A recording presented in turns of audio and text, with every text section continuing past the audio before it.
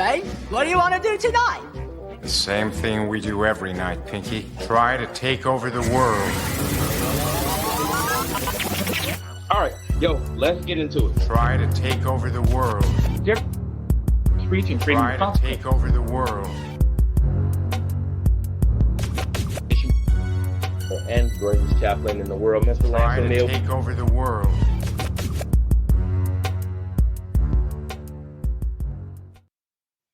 What's up, world? We are back live and in full effect again. It is Sunday. Do you know where your folks are? Man, of course you do. We are right here with you, live and in full effect for another edition of Two Pogues Save the World. It's your boy, KJ Bradley, and the world's greatest chaplain, Mr. Lance O'Neill. Chappie, how you doing, man? Good. It's all good. Everything's good. Having fun. Everything is great. Everything is great. We are on our way back to God's country, and I am so excited. The world is ablaze. Everybody's acting up, and this administration leaves us with no shortage of topics. So let's say we dive in, man. Are you ready to get to it this week? Sure. Let's go. All right. We got a lot to talk about, so I will let you choose. We got the F word, which is absolutely, I think we're there yet. I'm ready to say it. We got tariffs. We got, what do we got? We got protesters going on this week. And what else? Man, so much is happening. And while all of this is going on, stock market's crashing. We got tariffs. We got people acting crazy, being kidnapped off the streets by the authorities. And the POTUS is bragging about its golf tournament, which is, par for the course. Where do you want to start? So much to talk about, so little time. Where do you want to start?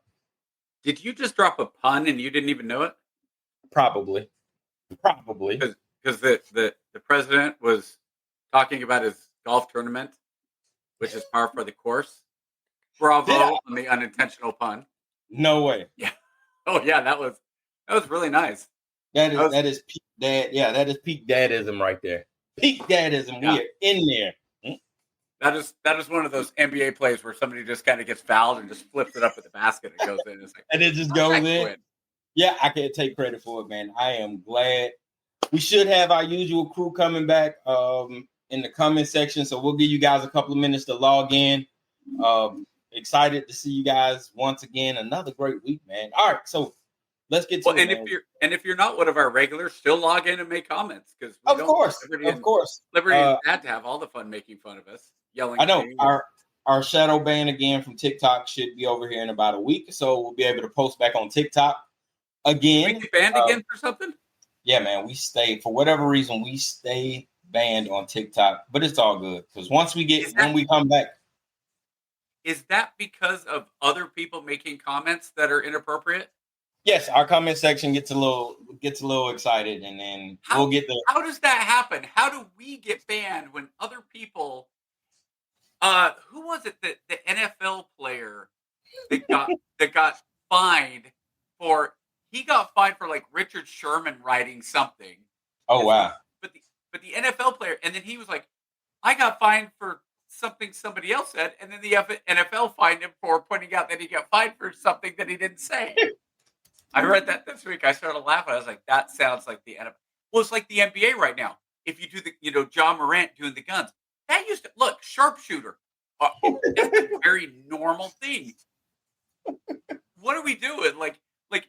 How is this? Oh, right in the veins. Oh, that's promoting. No.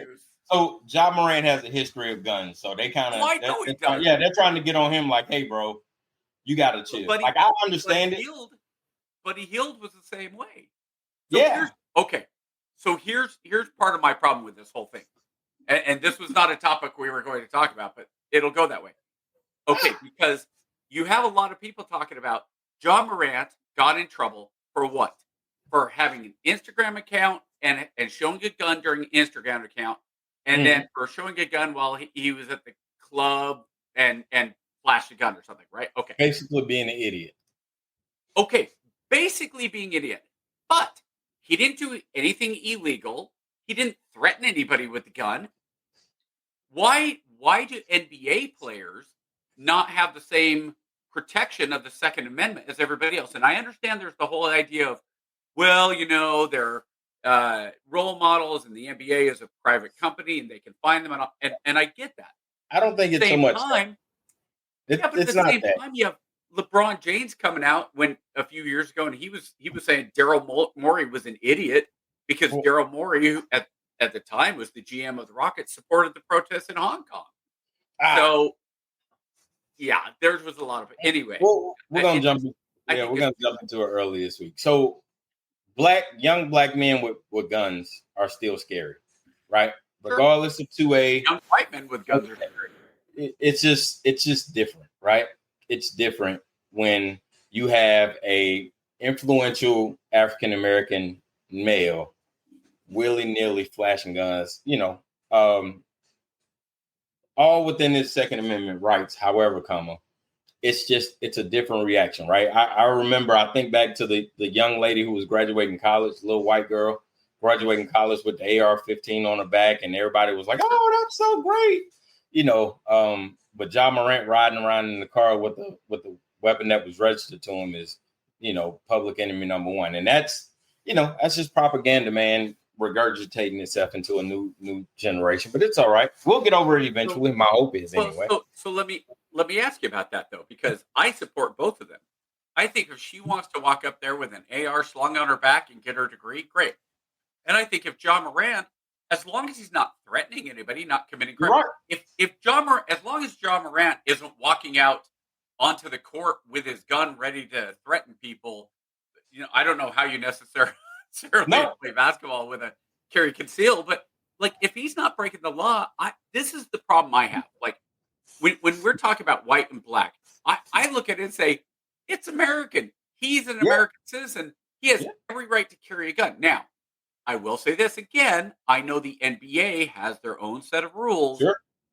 but like to me, if I was the union, if I was the head of the union, I would be fighting that all day long because does Let me he ask not you: have a Was he right was he to wearing have his was he wearing his work uniform when he was brandishing the gun, or was he a no private citizen? He was a private citizen, right? private But citizen? but what I'm saying is that leads back to our conversation we were having offline all week, right? About how it's just a thing, right? It'll never dissipate.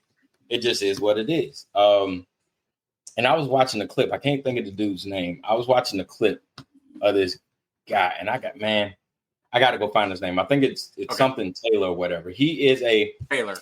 yeah. I can't call him a white supremacist. He is He's not he's a white. I don't know what you call. I think he called himself a white race defender. I think. Yeah, a white race defender or something like that, right? So I kind of got into him this week, right? And I was watching episode after episode, interview after interview of this guy, and just listening to him talk. And the more I listen to him, the more I realize, like, man, I don't agree with you, but I understand you. And I think, what I'm saying, a lot of people kind of feel the same way. Like, hey, all right, cool. I don't want to be, I don't, I'm not racist. I want you to succeed. Hell, I want us all to succeed. Yeah. But here's the thing though. We can't do it if we're constantly blaming each other, right? So here's what we're gonna do. You go that way, we'll go this way, and we'll let it be. And I was sitting back like, in theory, sounds great. In practicality, absolutely not. We've tried that a couple of times. People just don't. They don't. But People you and don't I, let that rock. I don't know if we had this conversation on the podcast or if it was just something we had during lunch, but we talked about this. I think it was during one of our lunches where I said, okay, Bob Johnson, Bob Johnson, I believe is Right. his name, who started Yeah. the BET. BET Yep. and probably the most famous black billionaire, right?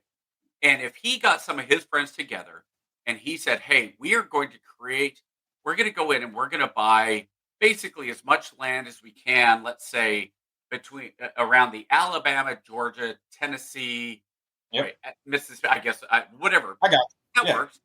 Right. So somewhere in the South. And we Right. said, we are going to build a city. And this city is going to be for blacks, by blacks. That's who's going to live there. And what you and I have talked about is it's going to be black-owned businesses. It's going to be Yep. black-owned banks. The money is going to stay in the black community. Da, da, da. And I was like, yeah, I think I brought it up. I was like, hey, yeah, do it. Great. no problem. And what Taylor was saying was, I have no problem with that. You want to Yeah. go do a black city, black neighborhood, all that. And the problem Taylor has, and this is kind of where I have the problem with it too, is, but if you turned around and said, we're going to do this a white neighborhood, and we're going to exclude people of color, well, then Right. it's suddenly racist. And I've always said, if you change the color and it makes it racist, then it was always racist. And if you change the color and make it not racist, then it wasn't racist. So a black city only for blacks is okay, but a white city only for whites is racist. You can't have it both ways. I agree. And But my whole counter is black people never made it racist. It was always Caucasians who made it racist. We've seen it time and time again. Look at all the race wars of the early 19th century when black people had their own economies, had their own economic systems. Black people didn't burn it down. Sure. You know what I'm saying? The race riots weren't caused by black people. I think you would be hard pressed outside of California at the turn of the century, back when the BPP and all the other stuff was going down. Did you finally start seeing black race riots? Right. Everything before then was So the problem you have with that is it's chicken or egg, right? So let's use one of the easy ones, Inglewood riots of 1992. Sure. And you can say, okay, that was a black riot. Was it a race riot? Yeah, I think you could qualify that as a race riot. Now, was it really because of Rodney King? Was it really because of the police and the video and the judgment? That was the catalyst of it. Right. Probably what led to that was a disenfranchisement by young black men, NWA coming out. That was the heart of NWA coming out with F the Police and all that stuff. And I remember, reading about it. I was in Taiwan on my mission at the time reading about this, going, holy cow, but the Koreans, they were out there with guns up on their businesses, shooting to keep people away from them. Yeah. And so it was like, well, was that a race riot because of blacks, or was it a reaction to unfair treatment by the white police? And that's where you can kind of go back. The race riots of World War I, which is really an unknown. I remember when I was in San Antonio, I went downstairs in one of the chapels. This chapel in San Antonio on Fort Sam Houston was used as the courthouse for a court martial, for a group court martial against black soldiers that had gone from San Antonio. They were on leave. They went into Houston, and there was some to do. The white people not real happy with the black soldiers going in and being loud and obnoxious, and the black soldiers not being happy that the white populace wasn't real happy with them being there. And so there's back and forth, and then somebody gets stupid, somebody shoots, and then suddenly there's firing back and forth. And there've been riots forever.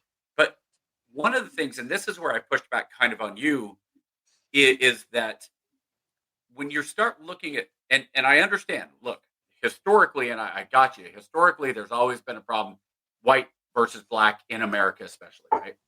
Mm-hmm. But at the same time, if you look and you say the difference between 1776, founding of the country, to 1860, 100 years, not a lot of big changes, right? There was whites, there was slavery, pretty consistent. 1860, but that was, they were treated very poorly. Black people were treated like slaves. We didn't have much say in the matter, but yeah. Yeah, exactly. But that's my point. There wasn't a lot of change. It was static. Yeah. 1860, before 1860, it was pretty static, but that was also, let's remember, it was also static for the rest of the world, too. Slavery is not unique. It was not invented by Americans. But in 1860, something happened. There was this consciousness in America that originally fed off from England that said, hey, maybe slavery is not okay.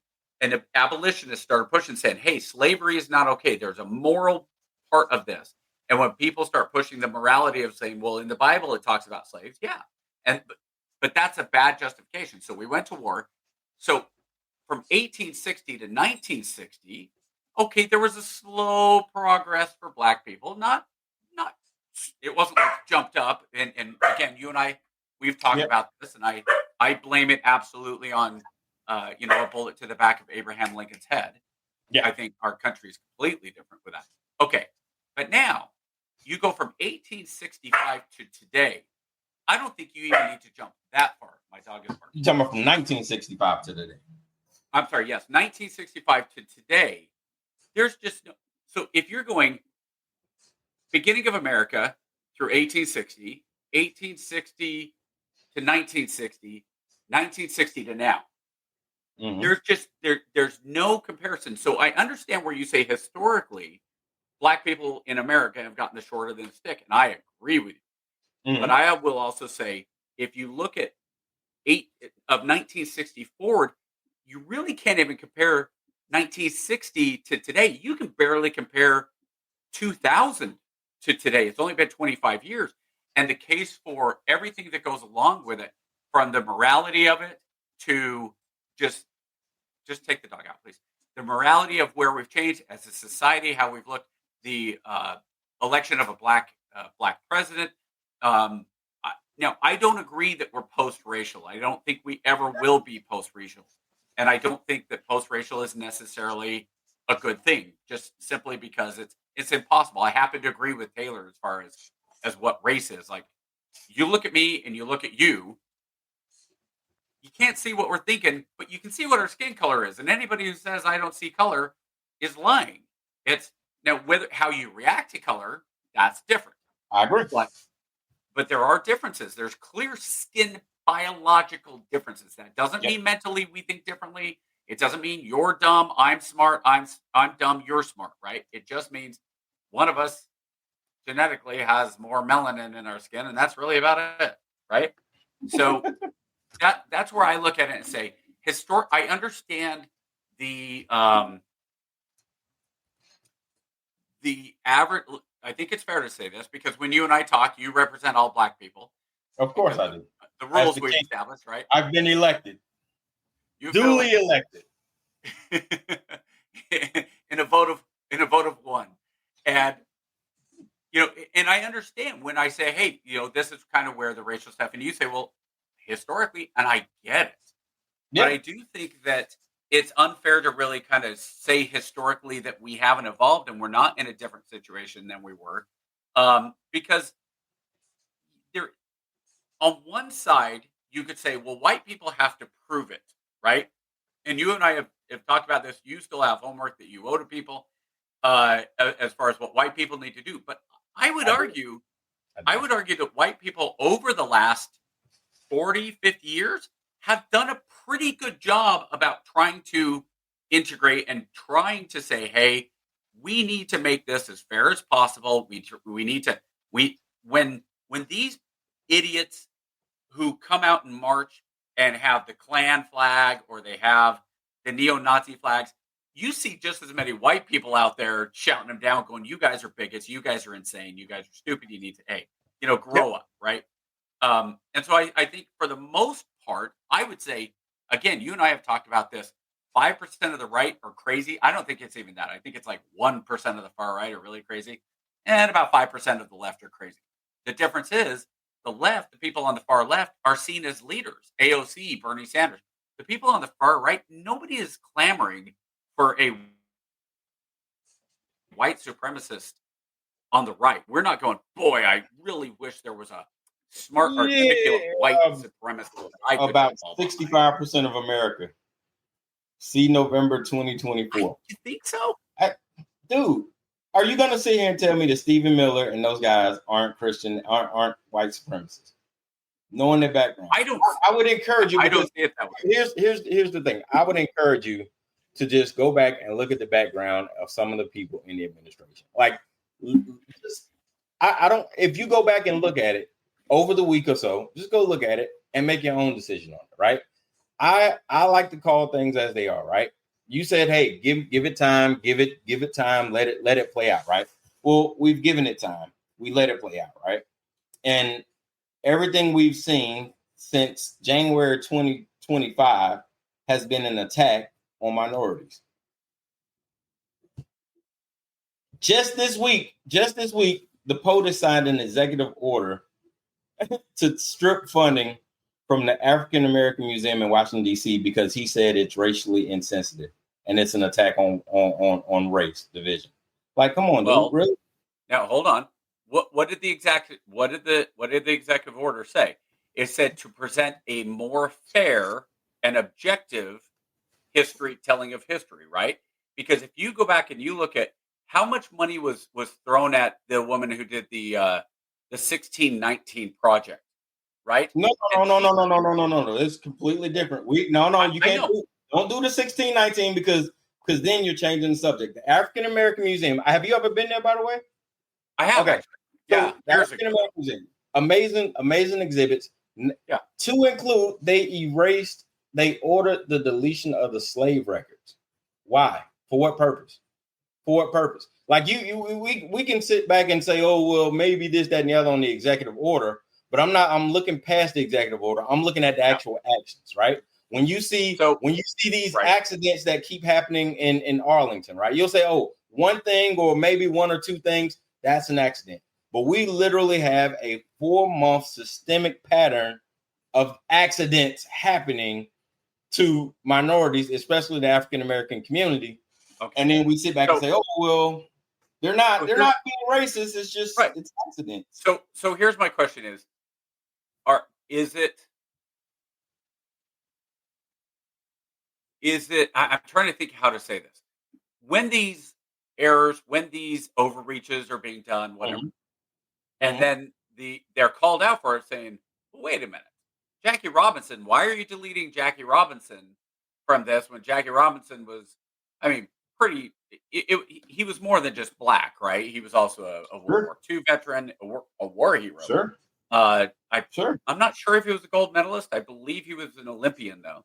But Jackie Robinson, I mean, even if nothing else, just being the first African American in baseball, considering the history of baseball, I think that's enough. Jackie Robinson is one of my favorite athletes because of that. And so, if somebody goes out and deletes that because of the misreading or misunderstanding of some of this stuff, because I think you're right in terms of what you said was DEI is going to be used as the boogeyman. It's going to be used as the excuse, right? And it has been, right? But there's a difference between true DEI and somebody happen to be a person who happens to be of color, right? You don't delete Rosa Parks because she happened to be black. You know, if somebody's pushing and saying, Rosa Parks, we're deleting her because all she did was ride a bus. It's like, well, then you're an idiot and you don't understand history. Or you got the SecDef deleting Black Medal of Honor recipients because he called them DEI hires. Like, and again, that's my point. So, and we go back to this and we say when DEI, when they pushed and they said DEI, there was a knee-jerk reaction in the military that said we can't do anything then. We can't do Black History Month. We can't do Polynesian History Month. We can't do this, that, and the other, right? And they overreacted. They're like, oh, we've got to take down the Black Medal of Honor. So there's this misinterpretation, though, that DEI is racial. And I think that was where you had people coming in and using that. And like you and I have said this, you said to me, tell me what the president said, not what you think he said, right? Yeah. I don't think I'm the only one. I think you've had people on the other side going, well, gosh, DEI means anything black. Not realizing, because let's be fair. And you got on me last week for this. Yeah. My personal motto is never underestimate the stupidity of people. There are a lot of dumb people in the military. There are a lot of very smart, very skilled, very talented people in the military too. But a lot of the dumb people do dumb things. And a lot of dumb people go in and they take action without thinking about it. So you could very easily. I got you. That's a deflection, because when you have the Secretary of Defense calling Black Medal of Honor recipients from World War I and II DEI hires, it's a little hard to expect the troops not to then take that and say, okay, well, we got to remove it. Like it's different. I didn't see that quote. Yeah, matter of fact, I'll go get it for you. And I'm not saying you didn't. No. Because you and I have talked about.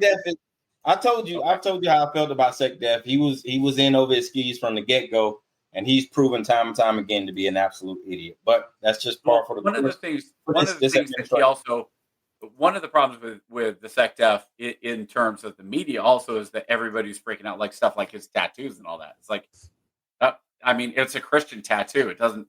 It's used. It was used as, to show that you'd been to Jerusalem and you support, the Jerusalem and all that stuff. But I told you how I felt about that. I mean, the KKK was a Christian organization, so it's like, well, if you want to go with that, the KKK was also Democratic. The KKK was like 95% Democrats. Right. But see, here's the thing, though. We say that like we don't know that the party switched, right? Like matter of fact, I got into a conversation with a guy this week about it, right? And he was like, "Oh, the Democrats, this, that, and the other. The Democrats are upset." I've never seen some. He was quoting some meme about he'd never seen Democrats so upset since they took their slaves. And I said that's pretty cool, but let me ask you this: if that's the case, then when Democrats were saying, "Hey, we're going to take down our slave monuments," who was complaining about history, not heritage? Was it Democrats saying it was history, not heritage, or was it conservatives and Republicans? Then at some point, you got to acknowledge the fundamental switch of the parties, right? We can't sit back and say, well, Democrats, we freed the slaves from Democrats. Yes, you did. Yes, you absolutely did. However, the 1960s happened, and the whole switch of conservatism happened, right? The Southern strategy changed everything. It did, right? So now you have, and I'm not even defending Democrats because I have to take Malcolm X's advice on this and say that the biggest threat is a Democratic liberal. Because at least with a Republican or a conservative, you know exactly where they stand. They're going to tell you, hey, this is what I'm for. I don't care whether you like it or not. This is what I'm going to vote for. But what you'll have with Democratic liberals, and I think 2024 was another shining example of it, you'll have Democratic liberals in public out doing protests like they did today. Everybody's out complaining and everybody's out funding this unity thing. And then you'll go back and you'll look at the voting records, what they do in private, and you'll see that they vote overwhelmingly for the same bullshit. So it's like, all right, we see you protesting. We see you having all these outward displays of we're unified and we're tired of this stuff. But when it matters, when it comes to voting for policy that affect real change, when it comes to electing officials who can actually enact change, we see time and time again that doesn't happen. So it's just another microcosm of a bigger issue, man. It's like, all right, we hear it, yeah, we see it, but it's bullshit. And I digress. I don't understand. No, I get it. I think though that so part of the problem realistically is the individual versus kind of the group think and what gets pushed for the group think. Because I've been on this earth for 52 years. I've lived every side of the world, right? Yep.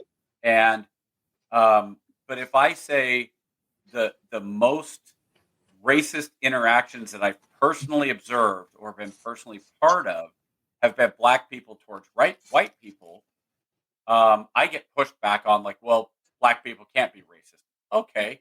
How about bigoted then, or using racial slurs?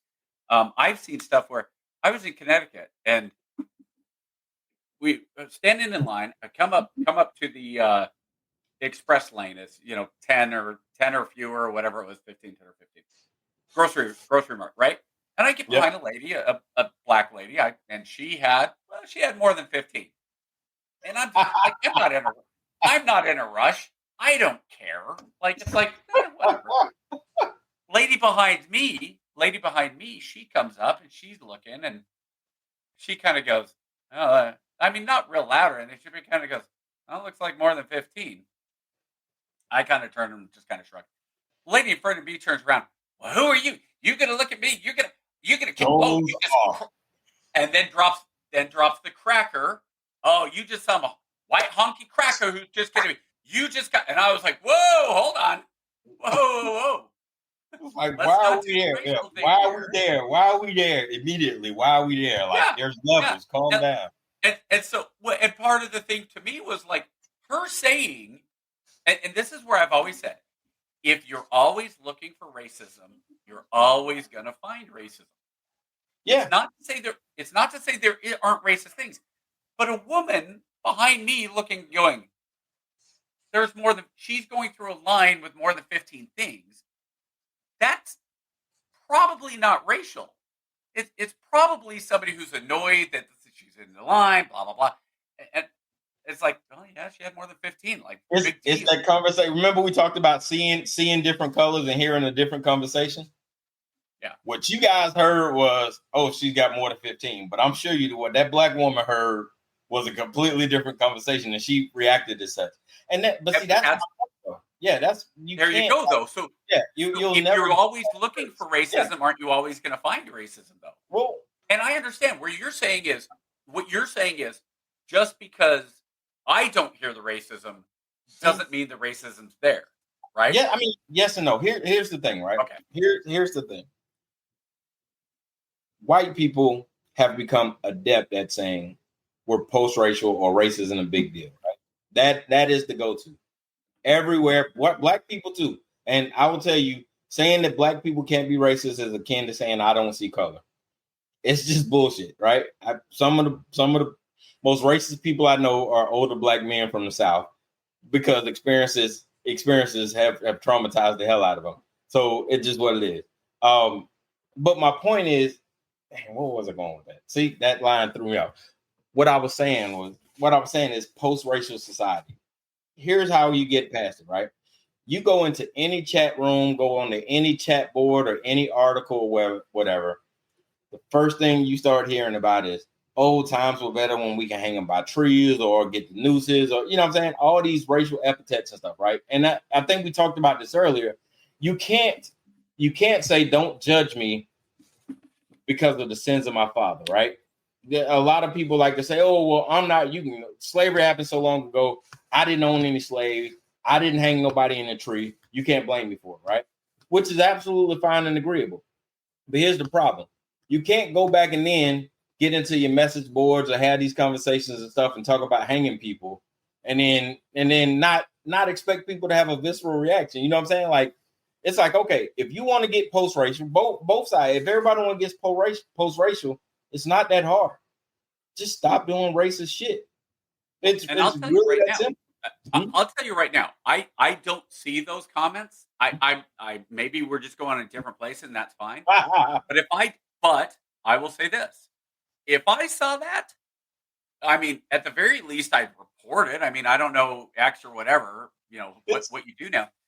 But I think that goes also back to the anonymity of the keyboard warrior. It does. Like, but see, a lot of people have been found out about it. Like, matter of fact, what was the one Marjorie, and I hate picking on Marjorie Taylor Greene, but she's just so easy. Her ex-husband just got in the hot water because some Muslim teenagers was off in a parking deck praying, off to the side, minding their own business. He pulls up in a Tesla and just starts to berate these teenage girls like nobody's business. Go back to your country. Why you got to do this out of public? Did he film it? They filmed it. They filmed it. They didn't know who it was. They just thought it was some weirdo. It doesn't matter. Yeah, just the fact that. But that's the point I'm making. Like, you get in these comfortable spaces where you you know what I'm saying, where you don't think nobody else is around, and all these crazy racial things come out. Like the girl in Washington D.C. She was what do they call them when she was a lobbyist for health, but at a hockey game, sitting there texting with another consultant, talking about all these negative stereotypes about how blacks carry disease and black, you know what I'm saying, all these other stuff. But you're a lobbyist for African American health in a lobbyist firm. This was a white woman saying it? Yeah, this is a white woman texting to at a hockey game? Yeah. And wait. It wasn't a black person? No. But I'm saying, real clear. This was not a black person at a hockey game. Wait a minute. I love hockey. When Atlanta had a hockey, I'm just trying to see if we get any.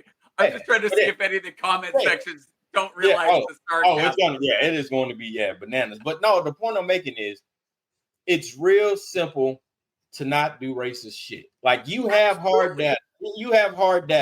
You're a lobbyist for African American health. But here you are thinking that you're safe having a personal conversation, and you're texting all these, you're passing all these false narratives about African Americans, which is ridiculous, bro. Just don't be racist. It's not that hard. So here's kind of my question for this. I wonder what percentage of white people aren't racist. And what I mean when you say, and I'm just going to caveat that, don't do racist things, right? I wonder what percentage of white people don't do racist things, because I'd probably put it seriously like at 99%. But it's that 1%. It's kind of like the police. That is extremely optimistic. Well, listen to it. I'm just kind of making the point, though. I don't know what the numbers are. Yeah. Personal experience, whatever. Experientially. Yeah. Okay, let's go experientially. Gotcha. It's kind of like the police, right? The police every year have something like 100 million interactions in this country. And, things go good, things go bad. And the percentage of actually bad police work, where they've actually done the investigation and they found the police officers were actually doing something wrong. It was a bad shooting. It was a racially motivated arrest. But whatever it is, it's something like 1 out of every 100,000 or 150,000 interactions. It's very, very small. But those are the ones that we always see. So, like, I wonder if a lot of it is simply because when something like that happens, and you can go the same way for African Americans, right? So if you say, well, the vast majority of African Americans aren't doing anything wrong, but then the one story of the track runner who's going around the track with the baton and she smacks the other black girl upside the head, of course everybody goes, oh my gosh, did you see that? And then you have some people come out and go, well, what do you expect? And that's when you go, I expect somebody, first of all, I expect somebody not, a runner, not to hit another runner with a baton. Second, my thought wasn't like, well, she did that because she was black. Well, the other runner was black too. Should she have done it? Of course not. They can't control themselves. It's the animalistic nature. There you go. So it's the, well, white people shouldn't give ammunition to come out and say, hey, this is where, just like black people shouldn't do anything to make them. And that's the thing. There's also, we're at the point in this country, I think, because of the internet and because of cell phones, there really is no forgiveness for just mistakes anymore. Right. There was the one this week, and depending on how you read it, you have a black athlete, track and field athlete, who is in the tent, who is receiving some form of treatment for some injury. Yeah. White kid comes in and says something like, move. The black kid says no. The white kid says, well, hey, I need to sit down. The black kid says, well, you go ahead, make me. And the white kid touches him or pokes him. And the black kid says, do it again. Go ahead, punch me. And now the question is, the white kid, did he actually punch him, or did he, punch? Or was he actually, it didn't sound, the way it read didn't sound like it was actually like punch to injure. It was more like, oh, okay, And then the kid pulls out a knife out of his bag and stabs the white kid, and goes running away, right? So now you have this, well, was it the white kid antagonizing the black kid? Was it the black kid?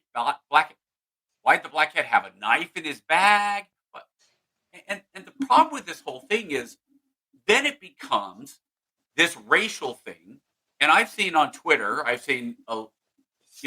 don't, certainly could be called racially insensitive tweets. I saw one meme where it was like a demon kind of crawling out of the grave, and it was me coming after my family members after I'm stabbed by a black guy and saying, don't make this racial.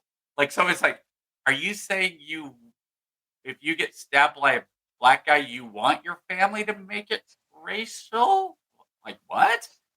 And I saw that and went, like, if that's what you believe, I mean, good for you, but that's kind of a shitty thing to do. You know how the media likes to, for sure. do things, right? Let's war game it a little bit. Had that been a white kid who stabbed that black kid, out of self-defense, let's say they would have dug into that black kid's background extensively. They'd have got his third grade picture. You mean if it's switched? Had they been switched, they'd have grabbed his third grade school records where he was suspended from school, and said, "See, he has a history of violence." Right? I mean, they would have done it extensively. So what you see here is the media doing what the media does. It's all going to play on that a little bit, though. Let me push back just a little bit on the media. Sure, because I think the media is genuinely not only unhelpful but dishonest. And the reason I say that is, you and I have talked about this a little bit. The Trayvon Martin, not just the whole situation, but I'm only going to talk about the background picture. You remember when that all blew up, and they talked about Trayvon Martin, and then they showed a picture of Trayvon. And Trayvon Martin, when he died, I believe was 17. He was almost 17. 17. But the picture that they showed around was him as a seventh grader when he was like 13. And there's a very big difference between what young men look like when they're 13 and when they're 17. At 13, most kids are, if 13-year-old boys are just kind of skinny and young looking, and most of them don't even have any peach fuzz, and they're just very, in general, 13-year-olds do not look threatening at all. Sure. 17-year-olds, I've been in these high schools. I see 17-year-olds with bigger beards than I can grow. And I mean, these are young men, okay, at 17. And the media turned around. And again, the media, by the same token, did the same thing with OJ. You remember when when they had his mugshot, they actually darkened OJ's mugshot to make him look more menacing. So the media is very dishonest, kind of as a whole, depending on which way they want to do. How do we want to make this look bad? Do we want to make the black kid look like more of a victim, or do we want to make the black guy look like he's more of the criminal, or do we want to look the white guy? So it's really dishonest. And as far as Liberty, the problem with the self-defense was we don't know. Who was self-defense for who, though? That's the question. Self-defense for who? Well, they both have claims of self-defense. You have the victim saying that, hey, it was completely unprovoked. Yeah. Well, I know victim's family. I know. I'm saying the victim's family is saying, hey, it was completely, we had a confrontation, but he overreacted, right? But then at the same time, you got the accused family is saying, hey, man, I got these two guys coming up to me. I have a right to defend myself. So that's where it's going to play out in courts. It's going to play out in court, obviously, but that's where the videos. But at the same time, KJ, you also. I don't necessarily know if it's liberal blacks defending unjustified killing. We don't know if it's unjustified. We don't know. And that's and this is one of the other problems. So we talk about when we have video, it's important. It's great to have video, but how many times have we seen videos that it's like, which have been manipulated? Here's where the fight starts. Yeah. Here's where the video starts, and here's where the video stops. And like all we get is this little clip, this 15-second clip of somebody freaking out and throwing a haymaker or whatever. And it's like, in both ways, like, oh my gosh, I can't believe this guy did that, or I can't believe this guy reacted the way they did that. But we only have this little snippet because that's what was the site that used to show all the fights on when the internet first started going? I don't know. E-Bombs World, I remember E-Bombs World and Bum Fights was fun. And Bum Fights, right? So that's what they would do also. They would take, and that's where we're at. We're at where you take the clip and then you can manipulate it into just about anything. And the media, and you and I've told you how many times, whether it's racist, whether whatever, I blame the media and its coverage probably 95% of the time because we just don't get a fair viewpoint of any of this stuff. So we're talking about the we haven't got to it, but we'll go to it now. The protests that happened this weekend against Trump, right? So even that has been, from what I've seen, and I will readily admit, I've seen very little. I'm not big on protests. I think protests again are Let's try to a look at me. Yeah, Let's I transition think they're virtue signaling for the most part. Protesting against Trump 8 weeks after he was elected. Okay, good for you. Huh? What are you going to change? Lay hands off our stuff. What stuff? What? Like what? Like tell me, hands off what? You don't get to change it. He was elected, and the next election's not for another 22 months. So great, go out and do that. Yeah. But the reason I say that is the media. So I have this guy on Twitter that I found that he uses, and I think I sent it to you and AJ, but he uses the metadata to look at these protests and how many people are actually there using the GPS and the signals, right? Yeah. So Chicago, like today, there's 30,000 people in Chicago who were protesting against Trump, and he went and he said, well, actually, it's about 9,000. And of those 9,000, we've been able to track like 40% of the 9,000 have been at least 5 left-leaning rallies, and another 20% have been at 4 of them. So it's the same people that are going out. None of this, from what I can tell, none of this is grassroots. You had Schumer come out last week, and unintentionally, I think, he admitted that the Democrats were the ones who were pushing for other Democrats to go out to the town halls that Republicans were holding. When he said something like, we've got our Democrats out there at these town hall meetings not to let these Republicans get away with things. It's like, dude, like, do you hear what you're saying? You're saying the quiet part out loud. I mean, town halls are open to everybody. It's not like, of course they are. It's not like it's not like, like once they become elected as a senator, they regardless of party affiliation, they're the state's senator. So you can't, you know what I'm saying? If I'm a Democrat, if Lindsey or Tim were to have a town hall, I would go because I'm still a constituent, even though I'm not a Republican. They're still my senator. They still represent. But there's a difference between you saying that Lindsey Graham is going to have one and saying, hey, I want to show up and go, versus somebody going from the Democratic Party and going and getting whatever online cheat codes they use to get all the tickets and then making sure you're giving them out to all the instigators. And that seems to be what's going on in a lot of cases. Not everything, of course, not everything.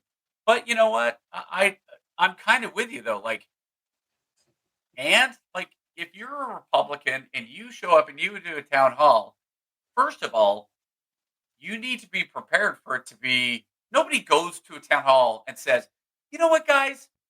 You've just been great. Keep doing what you've done." You know what I mean? It's like I drove all the way from Augusta. I drove all the way into Atlanta for this town hall just to say you've been doing just a big up job and keep it going. Yeah. Nobody does that. Whichever side. So if you're going to have a town hall, you have to expect it to be hostile. Yeah. But at the same time, I just kind of, again, I think there's, with these protests and everything, I just kind of laugh because I've sent you and don't get me wrong, Republicans do this too. There's this flip-flop. I've sent you videos of Schumer talking about how tariffs back in 1995, tariffs would be the best. We need tariffs. And Nancy Pelosi going, tariffs, man, you know what we need in this country? We need some tariffs. And then you have, Bernie Sanders in 2019 going, having these open borders, this is just horrible. We need to stop these open borders. This is a threat to our democracy. And then 4 years later, it's racist to say we can't have these open borders. So, and again, Republicans are just as bad. These are two sides of the same coin. That said, I look at it, and again, AJ had pushed back on me. You pushed back on me. Well, what about all this stuff Trump's doing? And I go, we're 2 months in, policy-wise. Now, you don't have to appreciate, and I give you credit. You said, look, I've never had a big problem with Trump. I have a problem with the people that are around him, and that's fine. Right. I appreciate your opinion on that. But like I think you have a dishonesty again in the narrative, especially from the mainstream media, when the headlines are Dow has the worst 2 days in history, and you say, okay, so the Dow dropped whatever the number was, 2,000, 2,500 points, whatever it was, right? Sure. But that 2,500 is something like 3%. Okay, I was working at Fidelity Investments in the mid 90s when it dropped something like 900 points in 2 days, and that was like a 7%. So you could say it's been the worst 2 days, but not really. Well, Liberty, whatever it was, I don't know what the exact numbers, but I'm just saying it's been, depending on how you look at it, it's not the biggest. These are not the biggest drops in the history of all time. They might be the biggest numbers as far as dropping 5,000. But well, let's see. The market's at 40,000. Did it drop 8,000? I don't even know. I don't. Because again, my little tiny bit of stocks, I just leave them as is. I'm not going in. I'm not doing anything with them. They're in there to be invested. Yeah, I will tell you. I've looked, and I'm not. I mean, it is what it is, man. There's not much I can do about it. Like, it's not. I'm not gonna sell. You know what I'm saying? I'm gonna ride the wave. Yeah. No, you shouldn't. And because again, it's most of this stuff will come back. At some point it's going to come back. Do you think that I've seen some stuff that I definitely thought was interesting? Yeah, you can definitely buy the dip. Have you? Go ahead. Well, have you seen the?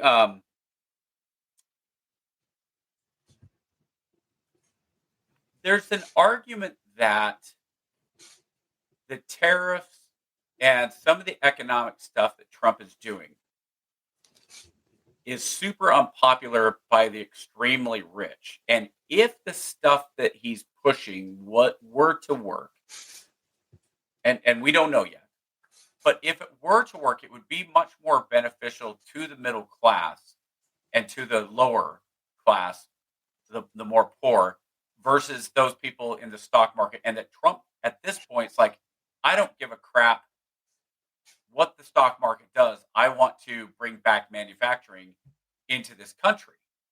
And I want people to be able to, and so that's kind of the argument at this point. I honestly, I don't know how it's going to go.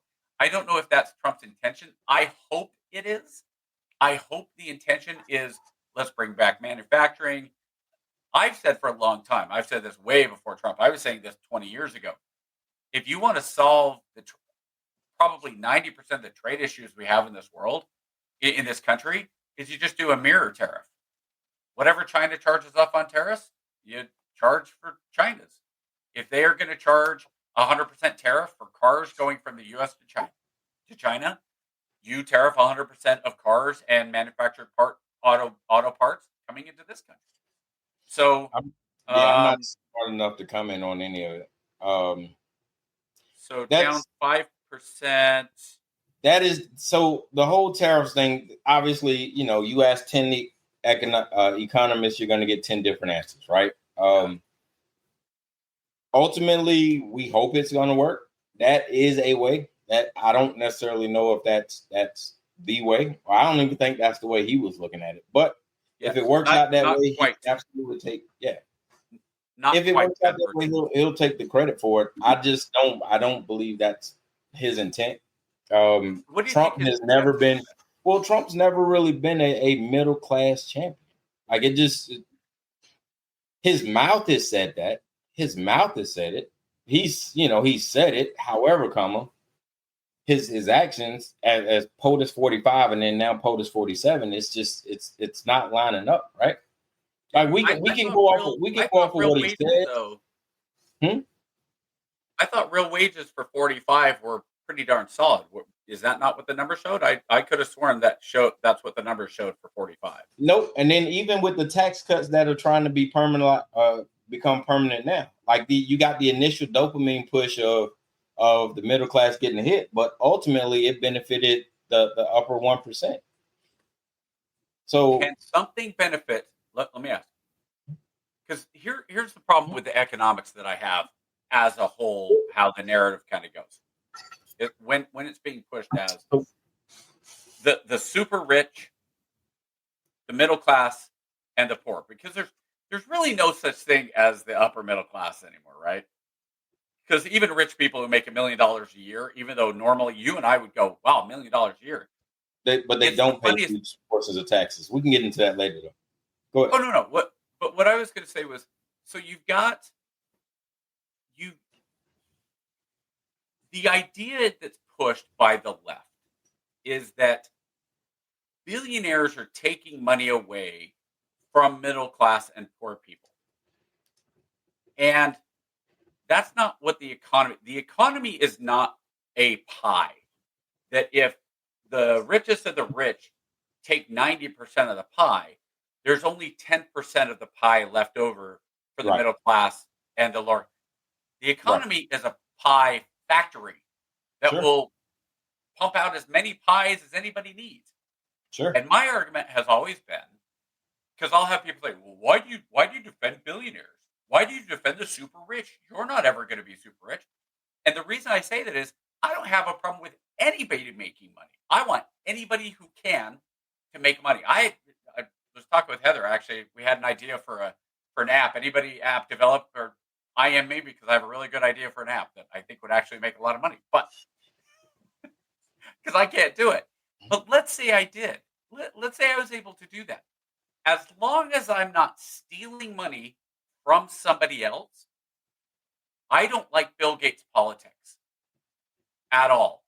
That said, Bill Gates made his money by writing code or improving code, improving on computers, personal computers, Windows, And people said, I'm going to take my money out and I'm going to give you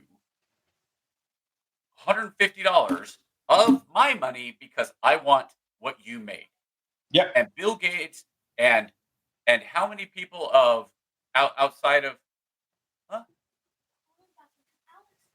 I can't right now. Sorry. Go get your mom. Shut the door. I am doing my podcast. We're doing this. This is live. This is the fun of doing the podcast. You got an 11-year-old coming in. I need help with the puppies. I love it. Yeah. So I have no problem with somebody going and making as much money as they possibly will. Look, George Soros, I think George Soros is a horrible human being. He made all of his money basically on foreign money manipulation. He was betting the markets, right? But as long as he didn't do anything illegal, Warren Buffett. I'm going to give you. Yeah. I'm going to give you a different perspective, right? And I completely agree with you. And we got enough data now to know that Reagan's policy of trickle-down economics was a complete disaster. It does not work. Rich people, when given the option to give back, tend to hoard more. That's not me. That's just stats and science. I'm sorry. But I'm going to give you a different perspective, right? If things were proportional, it would make sense. But what happens is you have everybody's benefiting, right? You have the ultra rich, the super 1%, they're benefiting from society. And then you have a middle class who's benefiting from society. And then you have a lower class or lower middle class. It's lower middle class and then poverty. Everybody benefits proportionally, right? So you got the guys that are in poverty, they benefit from social services, right? They're the ones that's going to take up the bulk of social services, right? You got the people in the middle class. Right. I'll get to that in a minute. Hold on. Again, not true, but we'll get to that in a minute. So the point I was making is this, right? You have the middle class, right, who bore the brunt between 70 and 85% of the tax burden, right? They pay between 70, the middle class, between lower middle class, upper middle class, and middle class. They pay between 70 and 85% of the tax burden in the country right now. Are you talking about federal income tax? Yes. No. Yes. Who? No. Who? The top 5% in America pays something like 75% of the taxes. No, man. Yeah. No. Matter of fact, and I'm gonna pull it bottom, up. the bottom 50% of Americans, it's like the bottom 49% of Americans pay zero in federal income tax. The rich pay a shite load of the taxes in this country. Let's see. And it's not even close. Now, here's part of the problem with the way the taxes work, though.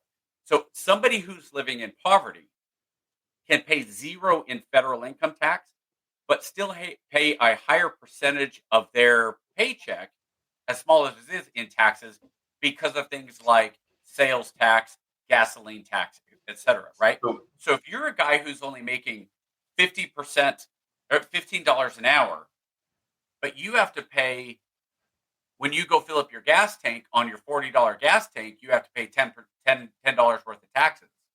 Then your percentage is higher than somebody who's paying more. And I don't believe I'm wrong. I'm pretty sure I'm not wrong.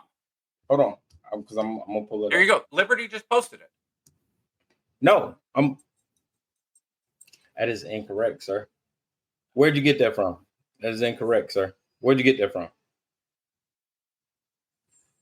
Because I'm looking at it right now. The average income rate by group, top 1% pays on. Oh yeah, ChatGPT. Nope, you're right. ChatGPT, not it. So listen. According to the government data, top 1% pays about 26.1% of federal income taxes. That's as of 2022. 26.1%. That's the top 1%. Then you have the 1% to 5%. They pay an additional 18%, right?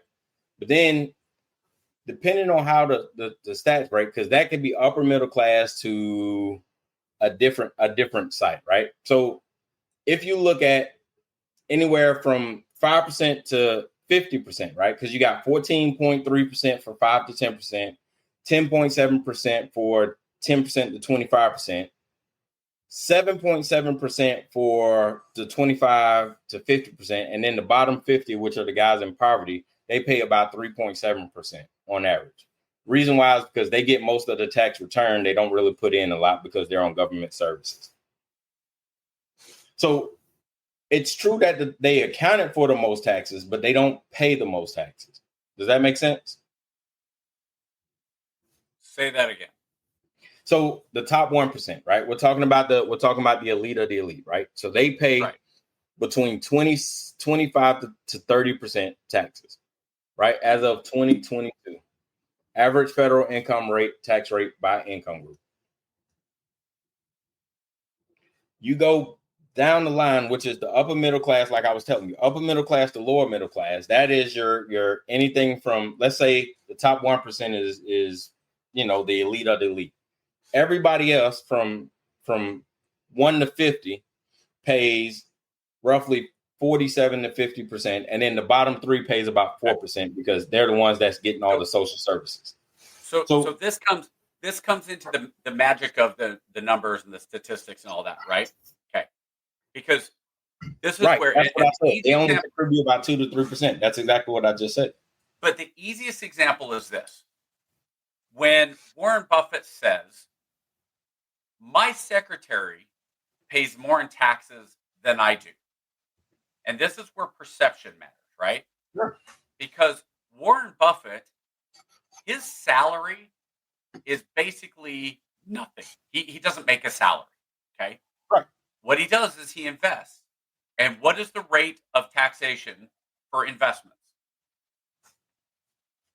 Do you know what it is? No, but you're right. I know you're right, but I don't know the exact numbers. Okay, so capital gains taxes are 15%, right? So if Warren Buffett makes $100 million, out of that $100 million, he's paying taxes at a 15% rate. So he makes $100 million, he's taxed $15 million, right? So he paid $15 million in taxes. Meanwhile, his secretary, who I have no idea how much she makes, but I'm guessing she does pretty well. Let's again do a nice round number. Let's say Warren Buffett is super generous to his number one personal assistant who's been with him for 30 years, who's always taking care of her, and he pays her salary of $10 million a year, right? let's say $10 million a year. Okay. Because she's in the top 1% tax bracket, she's paying in federal taxes. I believe it's the high end is somewhere around 47%. Now my numbers are not exact. Estimating. Okay. Right. So she's paying around, let's just round it off to 50%. Okay. I know that's not exactly right, but let's say it's 50%. So by that math, she's paying $5 million in taxes. So the argument is, well, she's paying 50% in taxes, so she pays way more than Warren Buffett. But then when you look at it and say, well, Warren Buffett paid $15 million in taxes, she paid $5 million in taxes. Who paid more in taxes? Well, Warren Buffett did. But that's part of the problem about how it all goes and how you look at and why money comes through and how it all goes through. So yeah, you showed me that. Yeah, I want to post this because I think can't read it. I got you. I'm gonna read it to you. Right, I'm going to pull it up on what you said though. So go ahead and I'll read it on my own because I'm not going to be able to. Ultimately, it goes back to that, the rules, right? We there's just like in baseball, there's rules and then there's rules, right? The real rules and the unwritten rules, right? And money and taxes has a set of rules, and they also have unwritten rules. And I think this chart I saw this week is really cool because it talks about, so at the poverty level, like I was talking about, they don't have the income to invest. All of their money is to be spent. So that's why they can never get ahead. The middle class, who carries the brunt of the weight of the economy, they have to manage their money. Sure, they can invest here or there or splurge a little bit here and there, but they don't really have the access to take advantage of the tax code. Whereas the wealthy, like you were bringing up with Warren Buffett, they have the ability and access to take advantage of the tax code. While their companies bringing in billions of dollars, technically they don't make that money at all. So it makes sense, but ultimately it's not distributed equally, right? And to say that it is fallacy. It just is. This is an argument that has gone back a couple of hundred years, if not longer. Absolutely. In the free market, because you can say, well, why should Rockefeller make all this money? And I don't know if you sent me that I know you had it there, so I'm going off of what you said, and I don't have the paper in front of me. If you send it to me, I'll be able to read it back. I got you. Okay, so this is an argument that has gone back for quite a while. I mean, this argument actually goes way back even further than that. It goes back into Royal England and some of those things, and France and all that. But so if you're saying, well, okay, why did Rockefeller or why did these super rich guys, why did they get to make this money? Why is it fair that they made this money? And the answer is, well, if you're the one who's investing in the initial, now how they got the capital, where they came from, some of these guys just worked their butts off. A lot of those guys were not. Now, there are people who get, you could say Trump is somebody who has handed his money, at least the seed money. Sure. That's not true of everybody, right? So when you have these guys and they're the ones who are pushing and say, well, I'm the one who's putting the money up. And so I hire people, and you are simply, if the poor are willing, now, again, historically it's very different because unions and such. But, well, why don't the poor get anything out of this? Well, because the poor are trading their labor for a paycheck. Right. They're saying, I am willing to, and you can say, well, poor people don't have a job. They have to take whatever job they want. Okay, well, c'est la vie. That's why education is the way it is. Yada, it's unfair. The world is unfair, right? But ultimately, if you want to have a fairness and you want to have everything equal across the board, then what you're going to have has already been tried, and it killed over 100 million people in the 20th century. And that was Marxist, Leninist communism. Everybody's equal. Everybody has the same opportunity. And even then, it was unfair. Even communism in Lenin was unfair. Even though they'll turn around, no, what about Maoists? Maoists did it different. No, they killed just as many. Mao killed tens of millions of his own people as well, right? So no matter what the situation, the problem with all of this comes down to people. Now, you and I both know in the military, it's very, very unfair because you can have two people join the military and they both get put in the same MOS. They both are assigned to do the same job. Let's use something simple. Let's use nothing super special. Let's just say like military police, right? Sure. And those two will be treated the same way in terms of, at least to start, they're going to be the same rank. They're both going to be privates. They're both going to get the same paycheck. They're both going to get the same barrack room. They're going to get the same benefits. They're going to get the same things, right? But eventually, one is going to, and sometimes it's fair, sometimes it's not. One is either going to get ahead and the other's not. Yeah. Through hard work. Sometimes, and we've seen this, sometimes the person who works hard, it stops working hard because he goes, why am I working my butt off and all this stuff when Private Snuffy over here, he calls out sick, he doesn't go into work, blah, blah, blah, blah, blah. And I'm the one who, I'm reliable. And so when there's a problem, they call me and not him. So now I'm doing even more because I'm a good soldier and I do all that stuff. And then at the end of the day, he got promoted. So we've seen that in society quite a bit. Right. And that's where I look back and I say, life is unfair. Nobody. And just to be clear, I'm not making a case for government redistribution, any of that. What I'm saying is, right now, the middle class is carrying an unproportionate tax burden to the benefits that they're getting, and it's just not not sustainable. It's not sustainable, and we'll find that out. It's been not sustainable now for 250 years. No, hell no. No.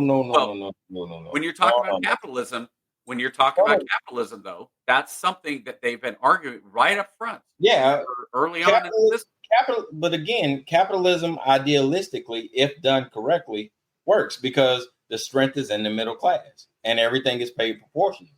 What you have here is a bastardization of capitalism, to where the top 10, let's say 10%, is taking advantage of the capitalist nature of an economy and leaving the brunt of the bills to the middle class. That portion of itself is not sustainable. Do you remember during the 2015 debates between Hillary and Trump?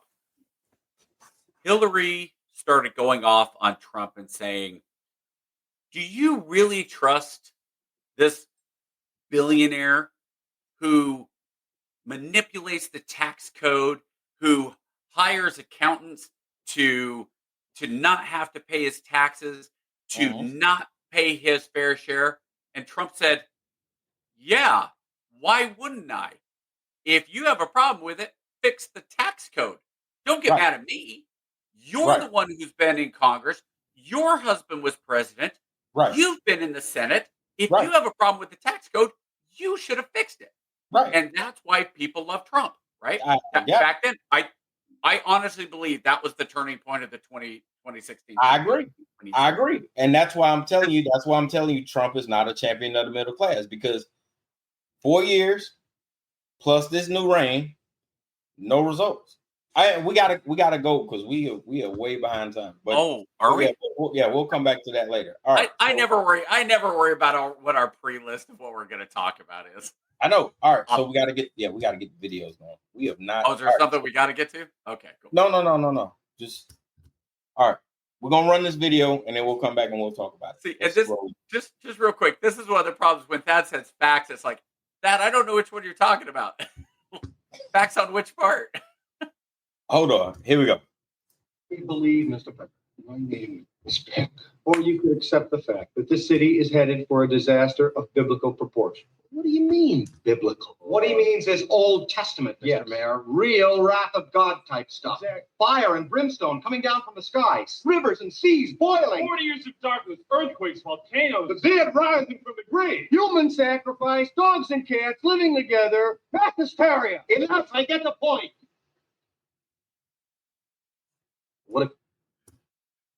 All right. So with that being said, that video is apropos because where are we? The stock market is winning. I think POTUS is looking at the stock market like his golf game, right? The lower the stock market goes, the more we're winning. And I don't think that's the right way to look at this thing. I think he got it backwards.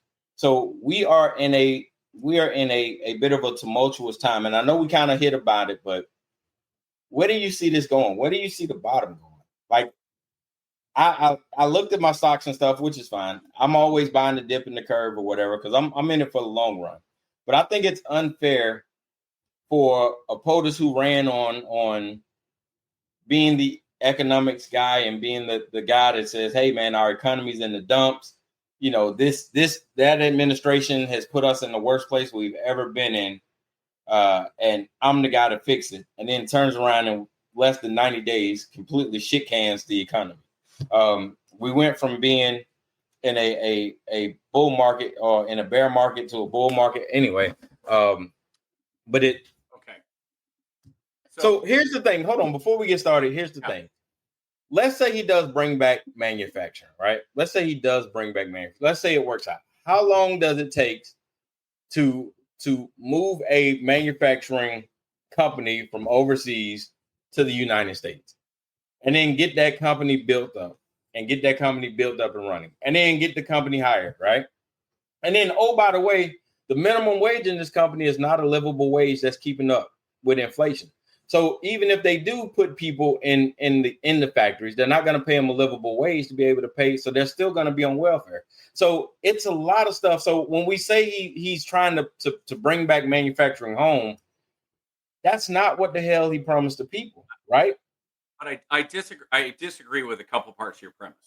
To say that you're going to have people who are going to be getting paid minimum. Hold on. Okay. What is the minimum wage in this country? Matter of fact, it's not like we didn't have a huge debate for the last. It's like 720. Yeah, it's like 725. Yeah. And statistically, minimum wage has not kept up with inflation over the last 25 years. Liberty, I hate to disappoint you, brother. You're missing the point, my brother. What I'm telling you is wages are not at a level that is keeping up with inflation, my brother. No, wages do not go up on supply and demand. That is incorrect. When you have legislation that sets a mandate for minimum wage and tells the company, hey, you only have to pay this amount. Studies have shown that companies and corporations will only pay that amount. So yes, it's a legislative issue. Now, if they came back and said, okay, cool, we're going to tell you that the recommended minimum wage is, whatever, 20% gross GDP or whatever. All right, just making up something. Yeah, I got you. You've been an employer and you didn't base pay, but you are not the rule. You are the exception to the rule, Liberty. That's what I'm saying. You can't take personal experiences. Go ahead. Okay, hold on. My turn. Sure, have at it. Minimum wage in America, $7.25. This is from USA Facts, which is not a conservative site. This is one of those fact-checking sites. The left. Sure. In 2022, 1.02 million hourly workers earned at or below the federal minimum wage. Now, below the minimum wage, those are going to be people who are here illegally and not being paid enough. That 1.02 million hourly workers is 1.3% of all hourly workers. Sure. So when you say if factories are going to come back, minimum wage is there to pay people who have no other skills, sure, who need to learn how to have a job, mostly teenagers for the vast majority. You definitely have some people that can't get a job anywhere else, like, because of circumstances, choices in life, maybe a felony, and so they can't get a job anywhere else. But for even now, you come down here to Augusta, and you see billboards at McDonald's starting at $12, $13 an hour. Because minimum wage and living wage is two different things. We're talking about two different numbers.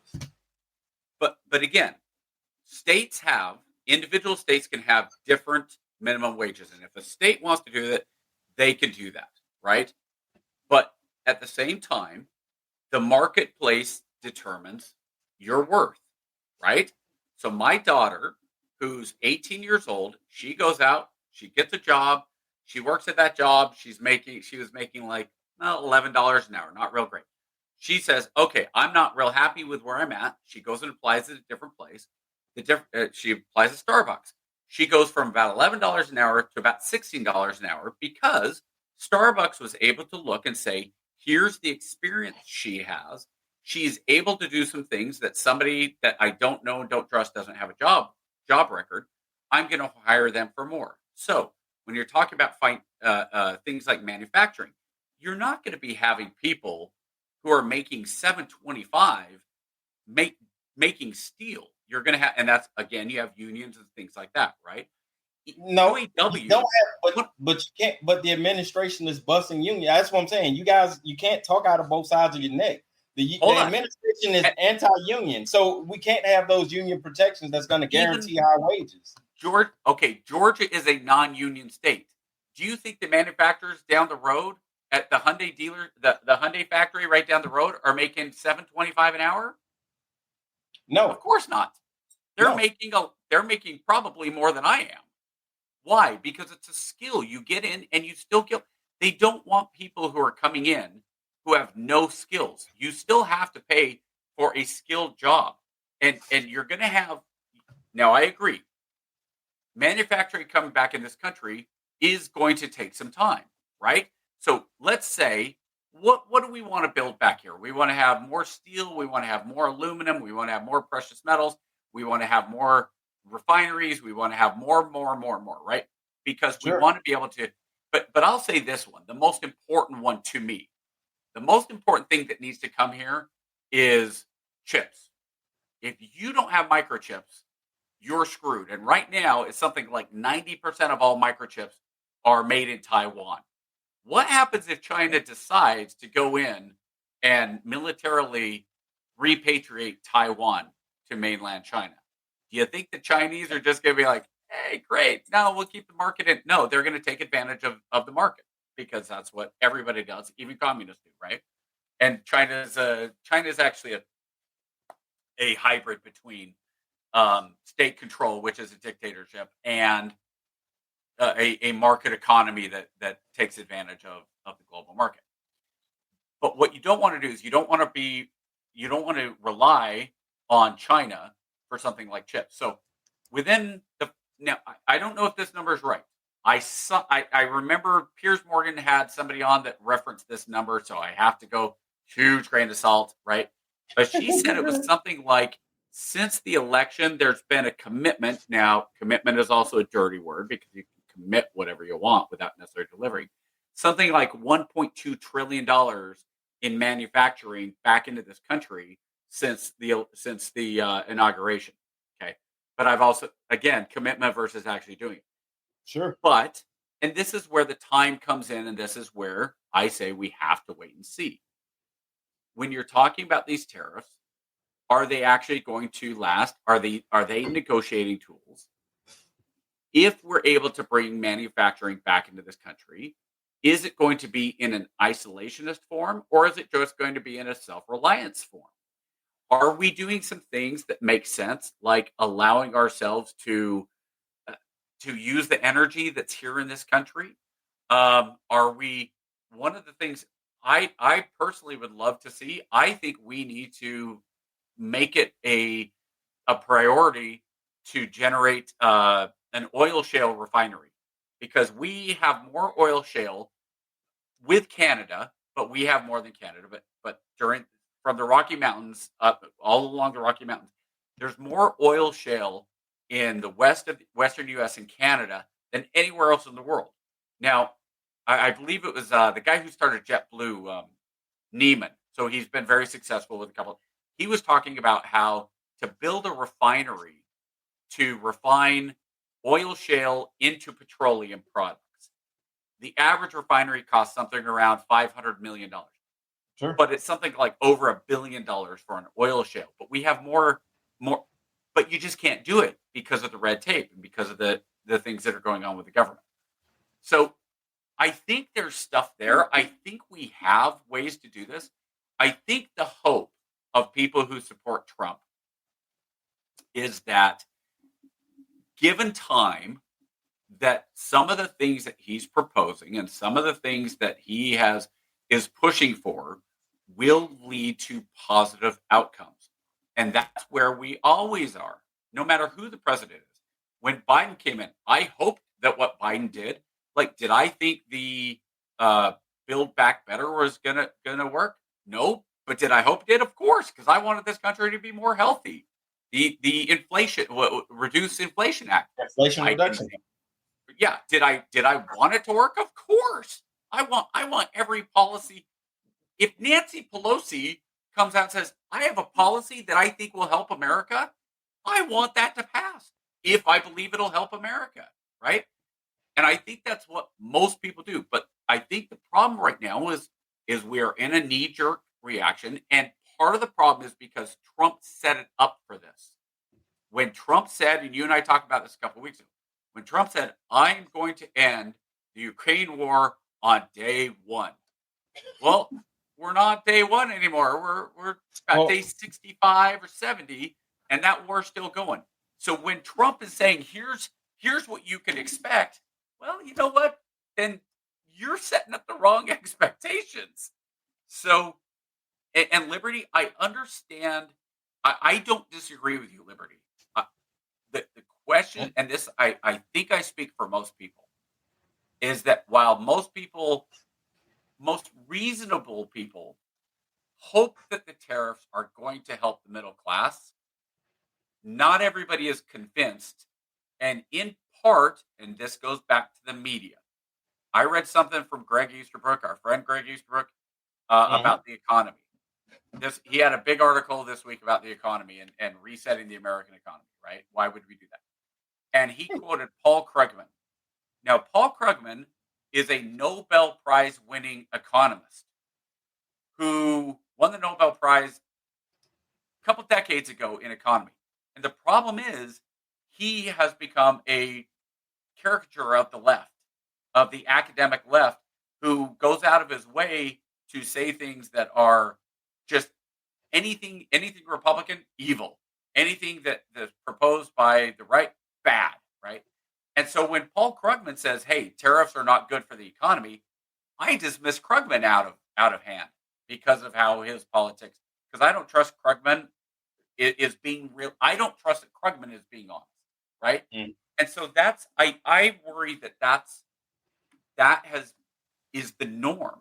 Like, I don't know who to trust on tariffs. I don't know if Trump and his economic team are going to be right. I don't know if the Heritage Foundation, who's pushing tariffs or whatever, is going to be right. I don't know if the left is going to be. I don't know if the economist that Rachel Maddow, I'm sure, has had on her show. I presume, because I don't watch Rachel Maddow. I'm sure, but you know, when I see clips of The View talking about how bad tariffs are, that makes me believe that. Oh yeah, okay, I'll support the tariffs because The View are a bunch of cackling, whiny women that are more driven by politics than anything else. Again, you ask 10 different economists, you're going to get 10 different answers, right? It's just what it is. And all I can go on is what's happening now, right? And you say wait and see, but to be honest with you, you know, those guys 60, 70 years old who are counting on that pension, you know, who had ideas of retirement. So what you're facing is a bunch of cataclysmic events all at one time, and you keep telling people to be patient, right? But I have over 50,000 people who've been relieved of their duties by this administration, right? Couple that with, I now have just sank the shit out of their 401ks. So they have no retirement. I just told them to take voluntary retirement. Most of them are able enough to cash in their pensions. But oh, by the way, I just crushed their fucking pensions. And I'm telling you, hey, it's going to be okay. It's going to be okay, which is great in theory. But you can't call the mortgage company and tell them, hey, hold tight. President's bringing back manufacturing and it's going to take a couple of years. You can't call your electric company and tell them, hold tight. Hey, I know you need your money this month, but hold tight. My pension doesn't have any money in it, and I don't have a job, but Trump says everything's going to be all right. So in theory, of course you want it to work, but had Trump ran on the fact that, hey, I'm going to sink the shit out of the economy and I'm going to fire a bunch of you guys. And oh, by the way, it's going to take me a couple of years to build it back up. So for about 6 months on the conservative side, you guys are going to be eating shit. I don't think he'd won in the landslide. I don't think it would have been close. But what he did was said, hey, I'm going to bring us back to economic prosperity. Your food bills are high, your electricity's high, everything's high, and I'm going to fix it, and it's going to be the greatest economy day one, right? That's what he was elected on. And so far, he's done the exact opposite. And instead of people holding them to account, they're saying, oh, it's fine. It's okay, my pension is shit. It's okay I got fired, because ultimately, I'm betting that he knows what's best for us, right? And like my granddaddy used to say, I'm an old Southern boy. Like my granddaddy used to say, wish in one hand and shit in the other one and see which one fill up first, right? So what you have from this administration is a bunch of wishes and hopes saying that it's going to get better, but you got a bunch of the society right now who's freaking hurting. They can't retire because their pensions are shit. They don't have a job because they was counting on that paycheck that they was working on. They don't have that anymore. So where do they turn in the interim? Where do they turn in the interim? Let me ask you something about that then. Sure. Okay. Let's say, what's a good number to go off of somebody that's retiring? Should we say $1 million in stocks and retirement and all that stuff? I think it depends on the family size. Yeah, it depends on the family size. Well, give me a number I can go off of. $1 million. We can do it $1 million. $1 million's fine. Okay, $1 million. So if you're $1 million, and we said the stock market went down by 10%, right? Okay. Sure. So and you're probably doing it on an annuity. So you're doing $1 million. Hopefully you're getting your return on investment is somewhere around $70,000. Okay. Now your $70,000 that you're living off of, that's 7%. Okay. You get taxed 15% of that. So that's another almost $11,000 off. So sure. Instead of $70,000, you're probably living off around $59,000 plus Social Security, whatever else, right? Okay. Sure. So if the stock market goes down that 10%, so from 59,000, 10% of that, you're down to about 54,000. Okay. Mm-hmm. Can that cause short-term pain, short-term hurt? Yes, of course. Sure. And what you just said, though, is there's a lot of people who say, hey, I still trust that the guy, because the older people voted for Trump. That's where Trump won, was the over 50-year-olds. Okay. So if they're saying, hey, I'm okay with it, I trust that this is going to come back, I'm willing to tighten my belt and I'm willing to eat ramen for a couple months instead of going out and having steak or eat less or whatever. Sure. I'm going to be careful with because this is going to help my country and this is going to help my kids and my grandkids. Then I don't, you're always going to have some people who are unhappy with it. You know who's protesting right now? I mean, go look at those protesters. Those aren't old people. Those are young white liberals who are going out doing anything they can to say, oh, Trump bad, Trump bad, Trump bad. I mean, we talked about that, but it's not just that, right? So you're saying that $59,000 that number, let's say 60, right? Okay. 60 is a decent number, right? I'm supposed to be able to live off 60 grand. Right. But what I have is that 60 grand, which looked like this 3 months ago, is now looking like this because I'm paying more for fuel. I'm paying more for my medicine. He just cut the caps for medication. So what you have is a bunch of policies that are going against what he promised, right? So because I was cool at 60K because I know I'm only going to pay $200 a month for my medicine because the Biden administration capped medicine prices, right? Or I knew that Medicaid or Medicare is going to supplement, $300 a month. So I was going to use that $300 to pay for utilities or or groceries or whatever. Now that's cut away. So now that $60,000 window I had is shrinking with every executive order that comes out. So, okay, so KJ, I think Liberty just hit the nail on the head with that last comment. What? And this is true both ways. Okay, don't get me wrong. This is true both ways. If this was Harris doing all these things, you would have Republicans freaking. You would have Republicans freaking the F out. Do you think a Democratic president would have been able to get away with a third of what this administration has done?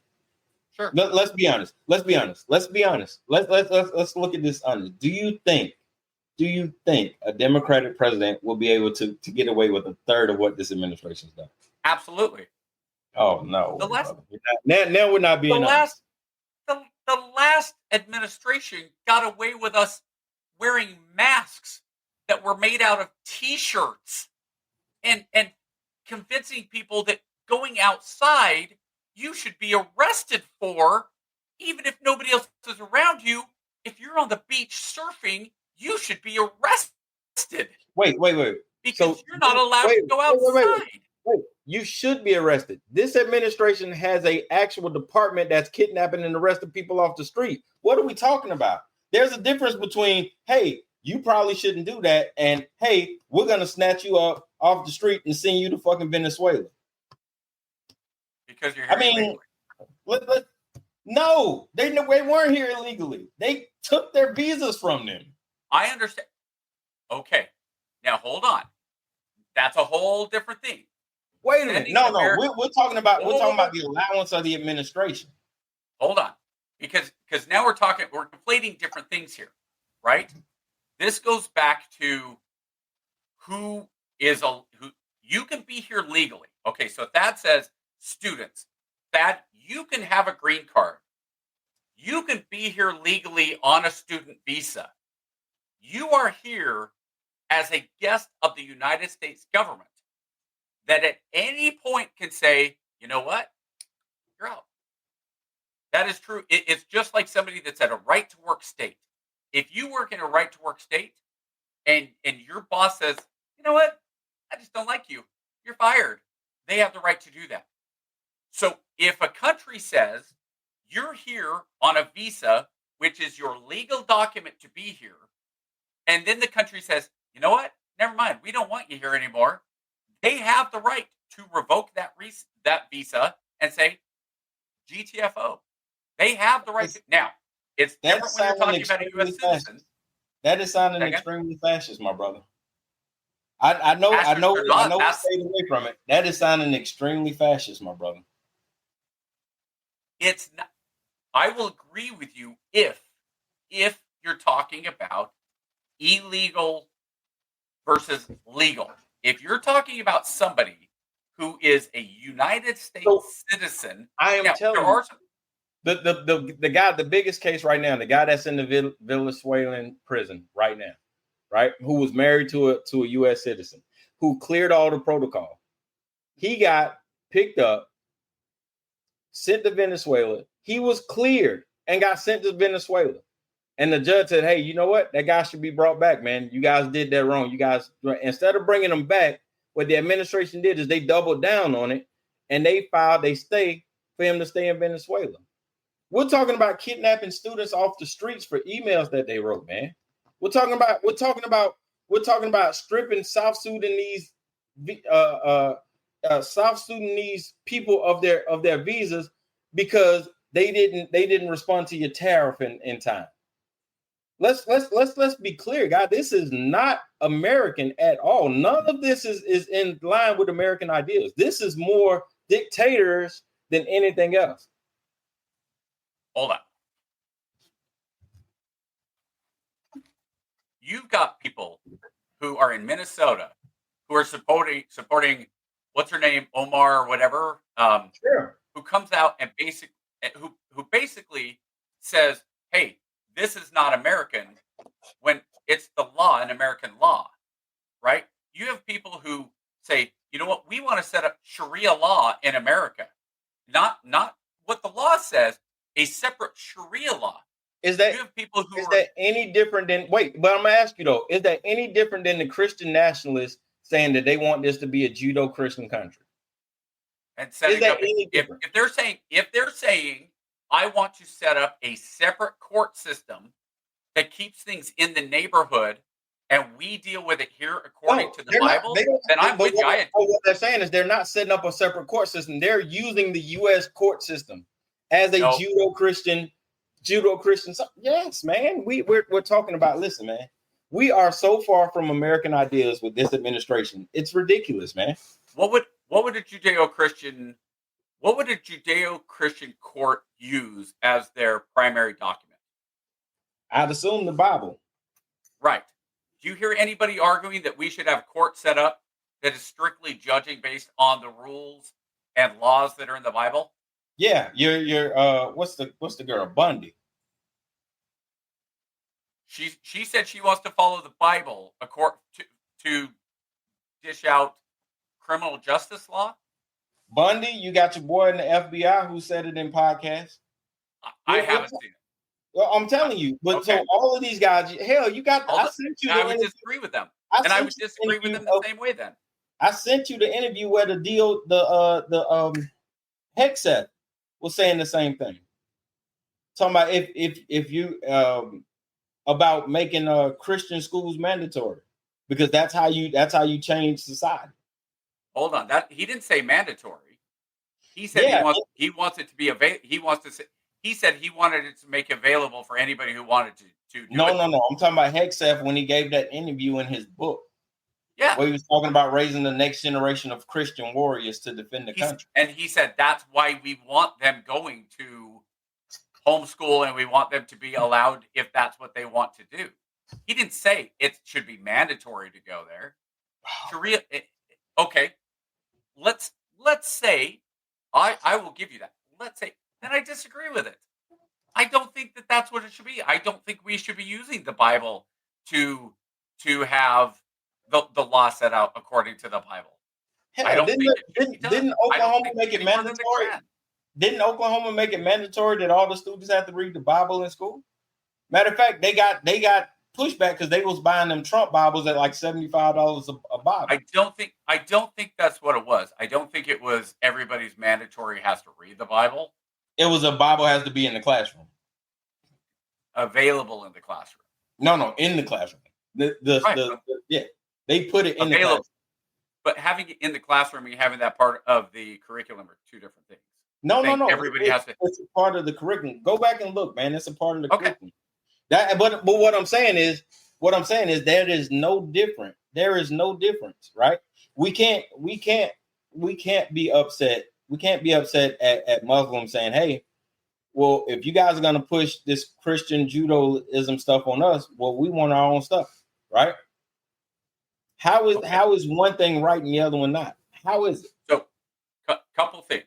Now, first, I'd have to see what it means to have a Bible in class.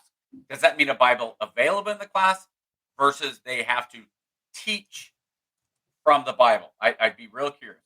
Second thing is, Thaddeus, the idea of separation of church versus state has been so backwards in this country for almost 200 years. The original church versus state was one of the founding fathers, I believe it was Jefferson, was writing to Friends of the Baptist Church or something like that. Yeah.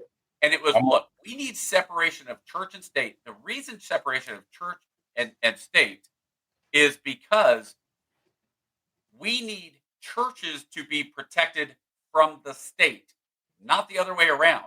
The intent was never to say, oh, well, churches shouldn't be involved in all. We need to completely, no churches could be in any schools, any government building, blah, blah, blah, blah. It was what we can't have is the state telling the churches what to do. And we will not have a national religion. We're not, because when the country was founded, you remember, Maryland was a Catholic state. Yep. Okay. That's why it's called Maryland. Okay. Pennsylvania, all the Quakers went to Pennsylvania because they're like, hey, we don't fit with the Puritans up in the Massachusetts Bay Colony. Yep. We don't really fit with some of the others down south. So they were allowed into Okay, so all the states kind of had their own religious preference, and that's where people went. The Puritans went to Massachusetts, the Quakers went to Pennsylvania, Catholics went to Maryland, etc. Right? So as they got together and they framed the Constitution, they said, we're not going to have, and I don't know, correct me if I'm wrong, I think it was the First Amendment that said, we're going to let people practice religion however they want, right? So that's saying we are not going to establish Allegedly. a federal national church, okay? It doesn't say, there was never an intent to say, if you guys want to have prayer, well, it's kind of silly to say because public schools didn't really exist in 1776. Right. But, right. But if they said, hey, we're going to have the legislature, and if people want to come in and have a prayer in the legislature before we start the session, okay, cool. I mean, whoever wants to do it, whatever. That's no big deal. We've had that happen. We used to have prayers in the legislature. But it got to the point where it was twisted to say separation of church and state. Completely separate. Now, that said, that's why we're now having this argument, this debate right now is whose church, whose religion, what should be in there, what shouldn't. Personally, look, if you want to go to BYU as an individual, privately owned university, and BYU says if you want to graduate from BYU, you have to have, as part of your graduation out of your undergrad, you have to have a total of 12 religion classes. I don't think it's 12. I think it's 6. Yeah. Maybe it is 12. Maybe it's one a year. You have to have 12 hours in Book of Mormon studies. Okay? So that's part of it. You have to have, or scriptural studies, whatever it is. Okay? So religion. And if BYU wants to do that, awesome. Cool. Great. Private school. If the University of California, Berkeley, says we want to do that, no, because it's a public school. Right. Not okay. And that's where the difference is. Now, if Oklahoma schools resist I the went order back and I to posted teach it. from the Bible in the classroom. Okay. So I will say right now, if the Oklahoma State is saying you have to teach out of the Bible, I disagree. I first of all, I'd love to know what parts of the Bible they're requiring, because are they teaching out of Leviticus that you're not, you will not eat shellfish because it's unclean? Pretty silly, I personally don't think the Bible should be used as much as I use the Bible and all that. I don't think the Bible should be used as a primary source unless it is a history class. Now, then the question becomes, does Oklahoma say you have to require everybody to have a religion class? Because, and then what do? Do you do it as Jewish class? Do you do it as Christian? Who's leading it? Is it Baptist? Is it evangelical? Is it LDS? I don't agree with requiring religion classes for high school graduation either. What do I think it's a good idea in some ways? Sure, but it opens that can of worms. So that's also why, I also think that things should be done at the local level. And that's where I say, if Oklahoma wants to pass a law for the state of Oklahoma that says every school will instruct their kids on the Sermon on the Mount, let's say, we're going to say every school has to require a Sermon on the Mount class. If you don't like what's going on in your state, you have every right to move. And I understand the argument is, I shouldn't have to move. Okay, got it. I don't know what the rules are as far as opting out. I know in certain states, like my daughter, just this last week, they had the, what do we call it for fifth and sixth graders these days? You're becoming a young lady and a young boy, so we need to have the separation of class video and all, Oh, Do we know what we're talking about? yeah. Okay. Yep. Yeah. My daughter didn't want to go. So as parents, we have the right to opt out. I don't know what Oklahoma has. I don't know what the rules are. But that is the beauty of this country. If you don't like what's going on in your area, I'm not going to move. I'm never living in Minneapolis. I think there's too much crazy stuff going on in Minneapolis. I'm not moving to California for that reason either. We would love to move to California. Probably the best weather in the United States. The geography is awesome. There is so much good stuff about it, right? California is incredible, except for the politics. and except for the liberalization of the state, and I'm not going. I know somebody who's going to move there and isn't necessarily for or against,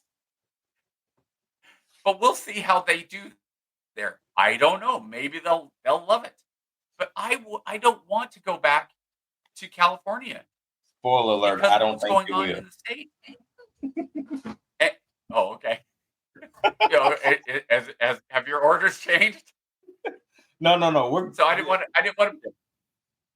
We're going. You're going, right? I don't think it's going to be an enjoyable experience, but we'll see. Okay. We'll see. So I didn't want to throw it out there. KJ's getting moved to California against his, not against his wishes, at the needs of the military. There you go. So there you go. Right. But at the same time, if you really didn't want to move, you had the right not to move, right? I mean, you could, your wife could resign her commission, she could, whatever. Okay. But that's one of the beautiful things about this country is even though we have 50 states, that's why to me the 10th Amendment was brilliant. And I understand the historical argument is without the 10th Amendment, we don't have the Civil War and blah, blah, blah, right? Okay. But I think at the time, that was the whole point is we want to limit what the federal government is requiring to do. And so if you don't want to live in California, you don't have to live in California. Now, I think that part of the problems that we have is that the federal government has done some things that are unfair and make it really stupid and really difficult. Like when we were talking about Obamacare back in the day, Obamacare really didn't lower any prices for the medical service.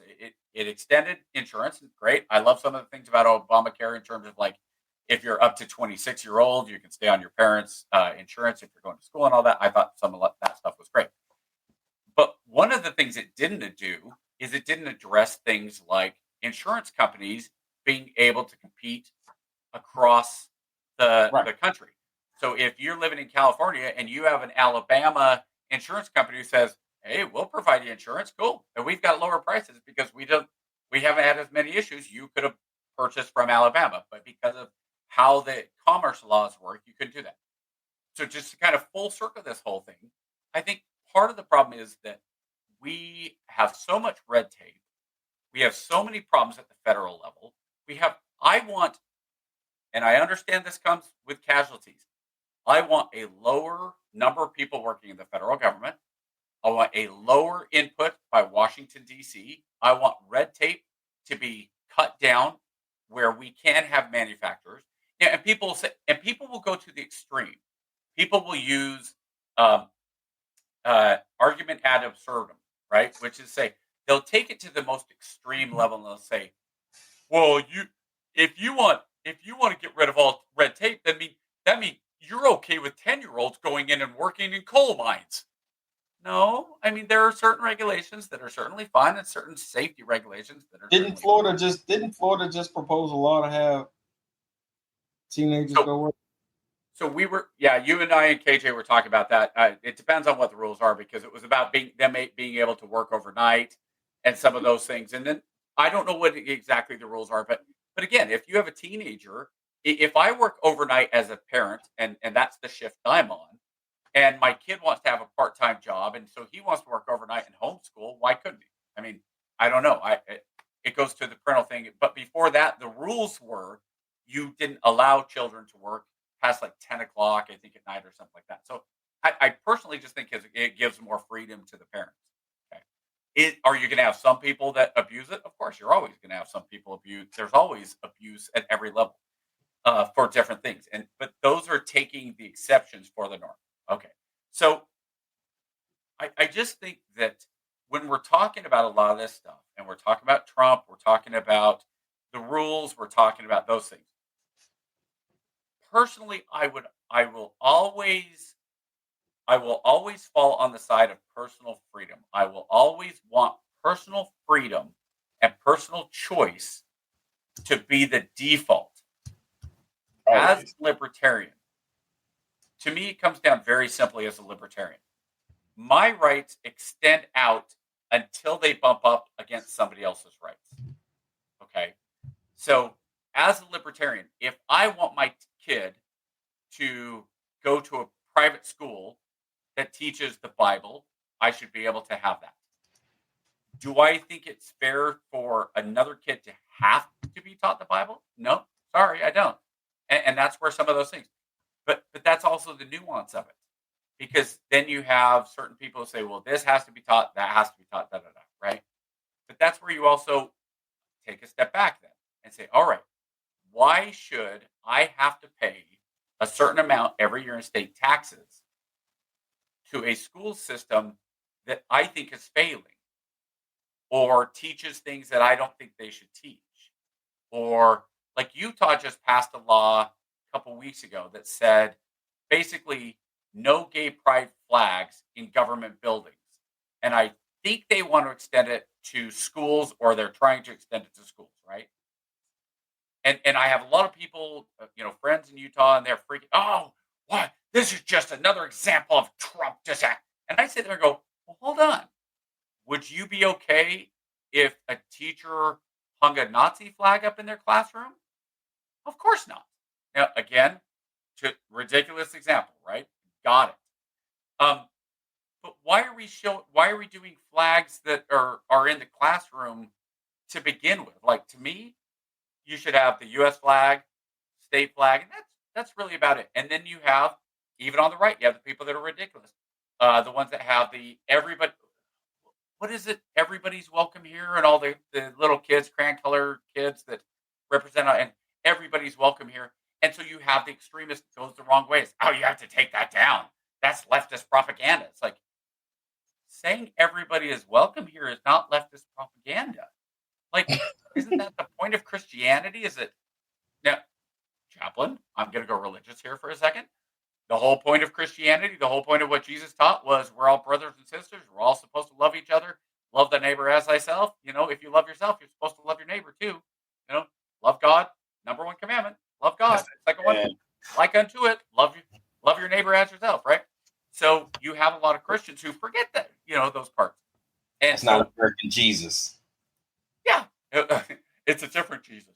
Yeah. Okay, so ultimately, I would like a situation, I would like a world, I would like this country to be dominated by people being able to get a good job, this country being able to rely on its own products and not at the whims of other countries, to include fuel from Saudi Arabia, from Mexico, and from Canada. Because remember, Saudi Arabia is not our number one oil. Number one oil comes from Japan, from Canada and Mexico. Saudi's third, but behind our own. I'd love to see us have nuclear power plants. I would love for us to have a chip processing plant. I would love every car to be built in America. I would love I would love unemployment to be at 0.0%. I want everybody and anybody who wants a job to be able to work, and the people who are able to get a job but just don't want to work, I want them to struggle. Because you know what? You should struggle. If you can work and you choose not to, that's on you. That's not on now. I also want a safety system for the people who legitimately can't work.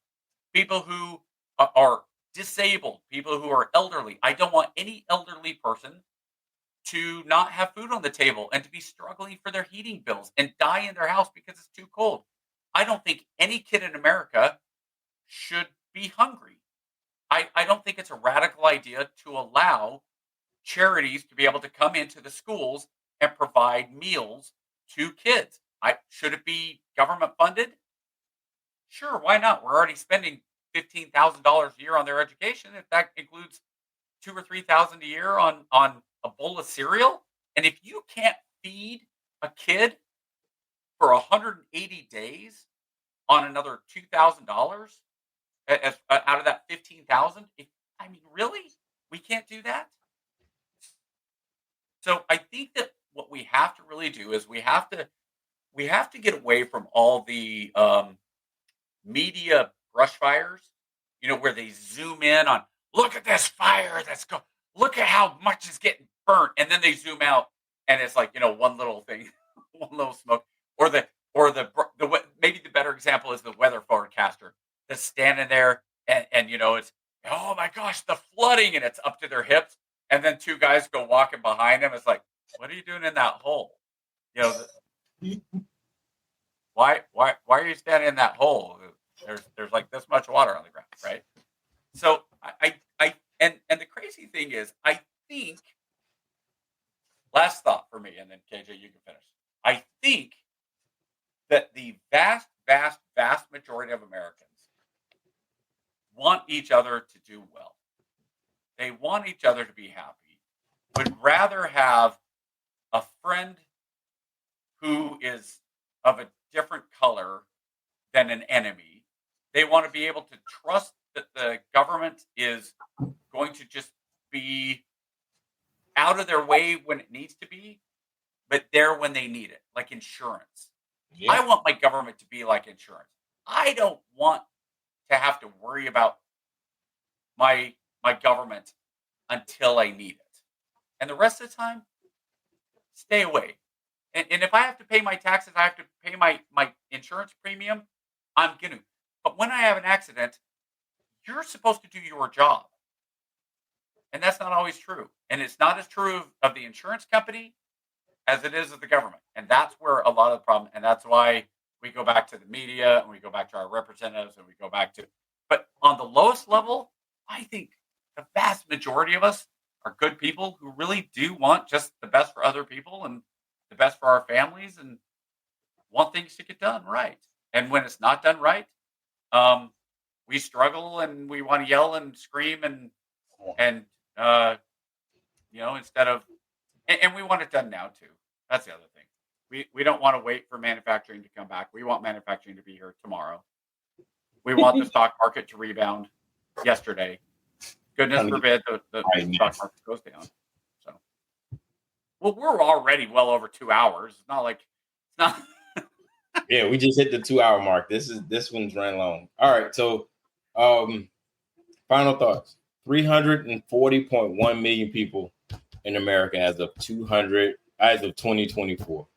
That means you got 340 something opinions on how to run this country the best way.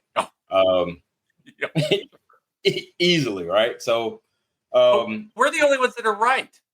I know, right? So ultimately, man, it just comes down to the world is a better place when you get along with others, man.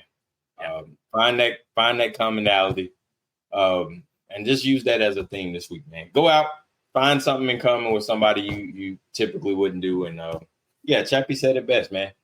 Keep the government out of your business until you need them. We'll see how that works out there. As always, we're gonna pray for the administration and hope that things get better, man. Other than that, see you boys next week, man. We are outie. Liberty, thanks for stopping by, man. Yep. Guys. Have a great week. We'll see you guys next week. We outie. Gee, Ray, what do you want to do tonight? The same thing we do every night, Pinky. Try to take over the world. All right, yo, let's get into it. Try to take over the world.